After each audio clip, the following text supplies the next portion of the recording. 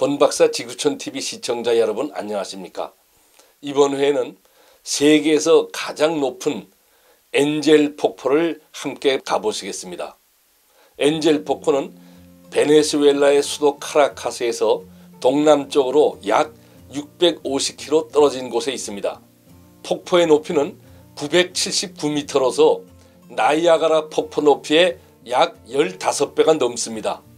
그러므로 어떤 사람들은 엔젤 폭포를 이과수 폭포, 빅토리아 폭포, 그리고 나이아가라 폭포와 함께 세계의 4대 폭포라고 이야기하고 있습니다. 베네수엘라는 멀쩡하게 잘 나가는 나라를 좌파 독재 정권이 정권을 잡아서 순식간에 나라를 완전히 망쳤습니다. 비록 나라는 망했지만 베네수엘라는 세계에서 보기 힘든 아주 특이한 자연 환경을 가지고 있습니다. 카라카스에서 동남쪽으로 멀리 떨어진 곳에는 베네수엘라에서 가장 큰 고원지대가 있습니다. 이 고원지대를 현지인들은 그란 사바나라고 부릅니다.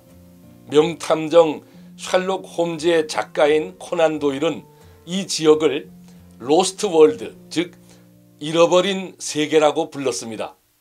엔젤 폭포는 이 로스트 월드 안에 있습니다. 이제 함께 가보시겠습니다. 이번 시간에 가는 엔젤 폭포는 이전에도 가는 것이 쉽지 않았습니다. 요즘은 더욱 가기가 어렵습니다. 최근 베네수엘라의 어려운 경제 상황과 또 불안한 치안 때문에 관광객이 이곳을 방문하는 것은 아주 어렵게 되었습니다. 사진은 카라카스에서 엔젤 폭포 가는 길에 있는 오리노코 강입니다. 오리노코 강을 끼고 있는 시우닷 볼리바리라는 도시입니다. 스페인 말로 시우닷이라는 것은 도시를 말합니다.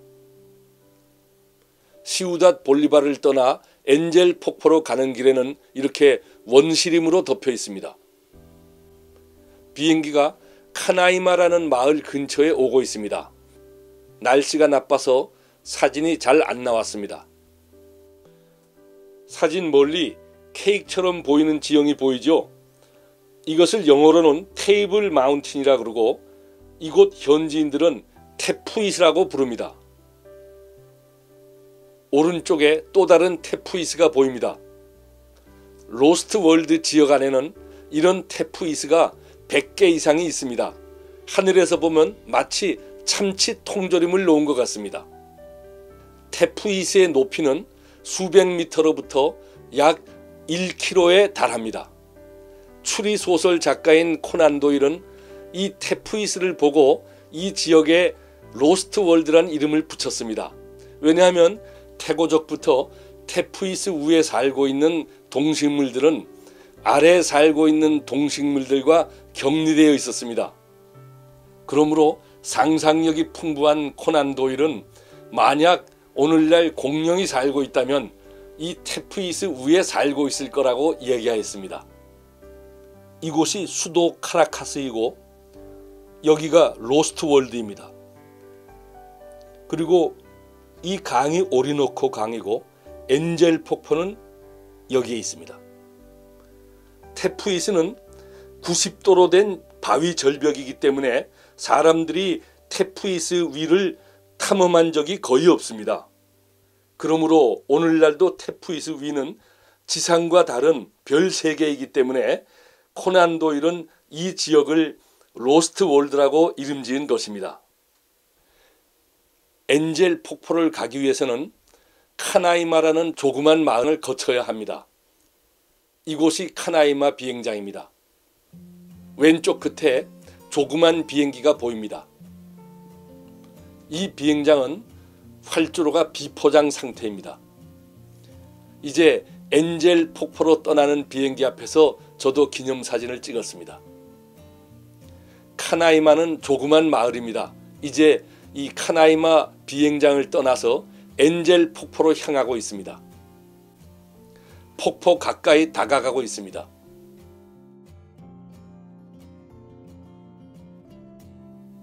엔젤 폭포도 테푸이스 위에서 떨어집니다.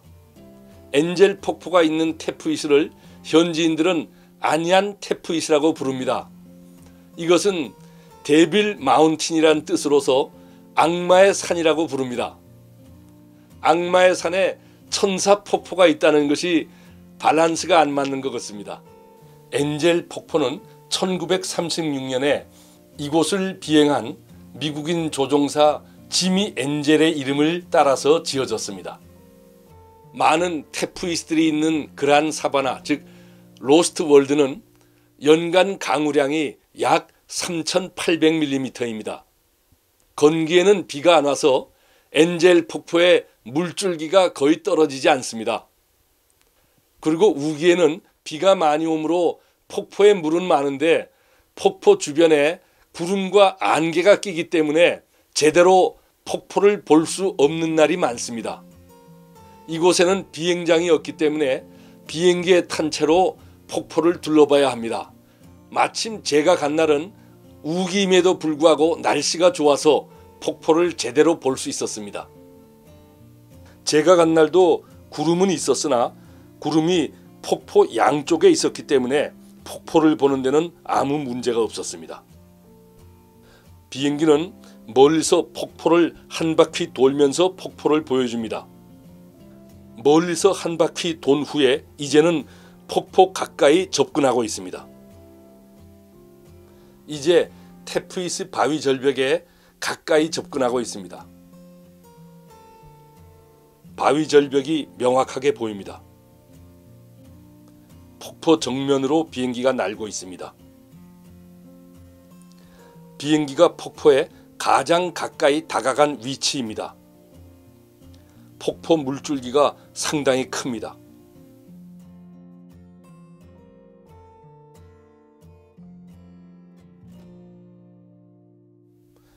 이제 비행기가 엔젤 폭포를 떠나고 있습니다. 엔젤 폭포 오른쪽에도 또 다른 테프이가 보입니다.